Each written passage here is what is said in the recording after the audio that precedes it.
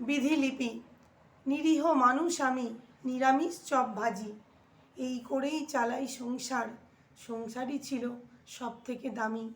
ছেলে বড় হলো, কাজে যোগ দিল, বেসরকারি ব্যাংকে বড় পোস্ট পেল, যথাসময়ে বিয়ে করলো, ঘরে বৌমা আনলো, সংসারে খুশি এলো। আমার কাজ আমি করে যাই, সকাল থেকে হরেক রকম মশলা দিয়ে আলুর তরকারি বানাই। এটাই আমার কাজ, আমি এই করেই খাই। কিছুদিন পর বাড়িতে নাতনি এলো, সংসার আমার খুশিতে ভরলো।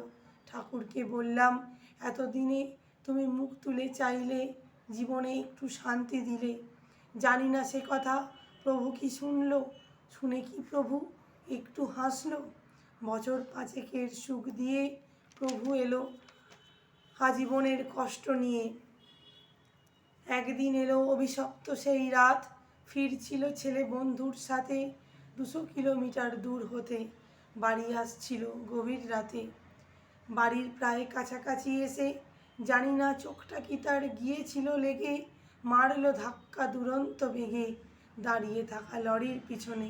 মুক্তি দিল ভগবান তাকে, সংসার সামলাতে রাখলো আমাকে। কি বলবো প্রভু, মেনে নিলাম তোমার বিচার। এমন ধারা করো না তুমি কারোর সাথে আর। বাবা মাকে সন্তান কষ্ট দিক, তারা সহ্য করতে পারে। সন্তান শোক দিও না কভু, প্রতিদিন তারা তিল তিল করে মরে। মেনে নিয়েছি প্রভু এটাই, প্রিয় ছিল সে আমার থেকে তোমার কাছে, তাই ওকে আগে নিয়েছো তাই।